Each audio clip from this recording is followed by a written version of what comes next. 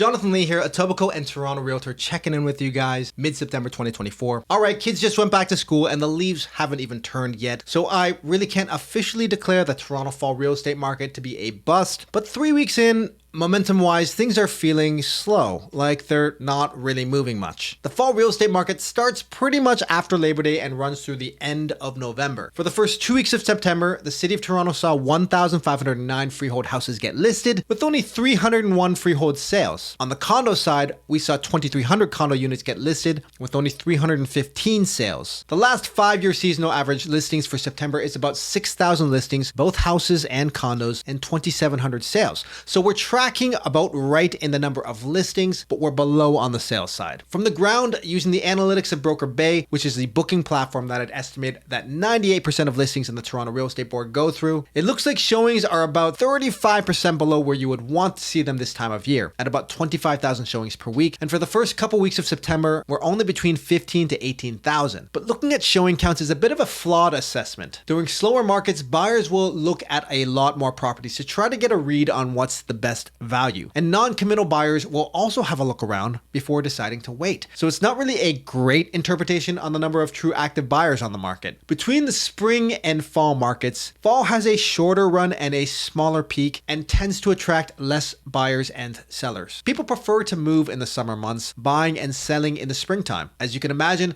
families with kids in their school years prefer to do the move then to not disrupt their studies. Still, fall is a return to action for those of us in the real estate industry. Recent events have brought expectations that sales and prices could rise this fall, and I truthfully didn't know, and I still don't know, what to expect over the next 2.5 months. Since June, we've seen 3 interest rate cuts, bringing rates down 0.75%, and this has increased the top end that a buyer can qualify for in a mortgage by about 10%. Furthermore, very recently there's been a change in mortgage rules that is likely to spur demand in the new year, but more on that in a bit. But comparing these recent interest rate cuts, which I think most Canadians would agree is a good thing, with all the other poor economic news, unemployment is up, household spending is down, debt levels and debt delinquencies are increasing, rents are dropping.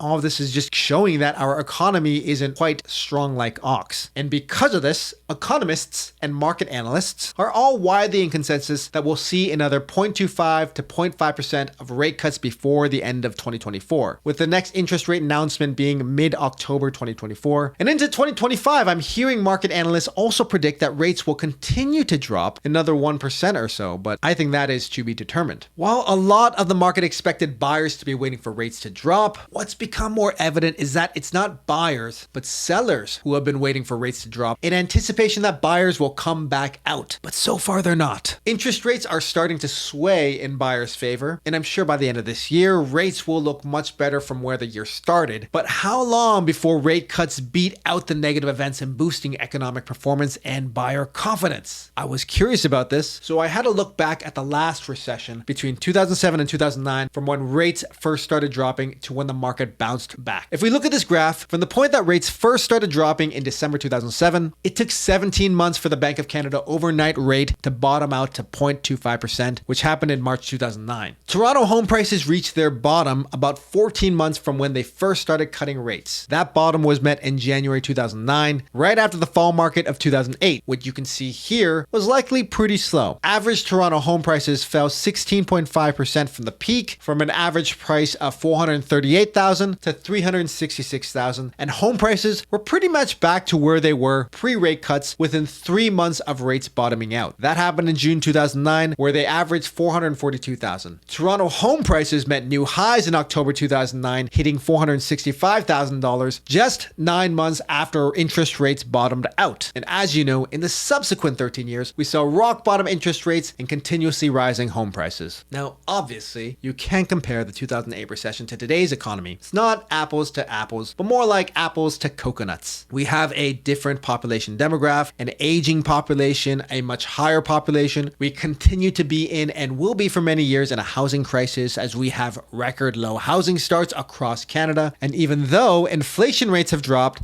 the pandemic inflation is baked into our cost of living, and lower interest rates will have no impact on that. However, wage rates seem to be rising with further growth expected. On the real estate side, we are also expecting experiencing a 20-year low in real estate transactions over the last 2.5 years, which was much longer than the '08 recession. And sales over the last 2.5 years have been about 20 to 30% lower than the last 20-year average. So there is a backlog of people that need to move, that want to move, but didn't move. For all these reasons, I think we might see a quicker market bounce back than we did in 2009. But still, I think it's important to recognize over the 2008 recession how quickly things turned around once interest rates bottomed out, and that home prices bottomed out before interest rates bottomed out, notably pretty much in the fall, which coincidentally is the time that we're in now. Now, I don't want to sound like that meme pushy realtor that says, buy now while prices are still low. But as I stated earlier, the spring market tends to be the stronger market, and it's a time when if prices rise, they rise the most aggressively. And given the huge list of reasons for the market to kick off again, if I were looking to sell a home, I would be more optimistic in getting a great price in the spring or fall of next year. Another event that is very likely to add fuel to next year's spring market is new changes to the mortgage rules for end users. Chrystia Freeland, the Minister of Finance, just announced on September 16th changes to mortgage rules, allowing the minimum down payment to decrease for properties priced up to $1.5 million, while also allowing longer amortizations at lower rates. Basically, you can buy a higher priced home with a lower down payment while paying a lower monthly mortgage. Previously, you could only have a down payment of under 20% for properties sold under $1 million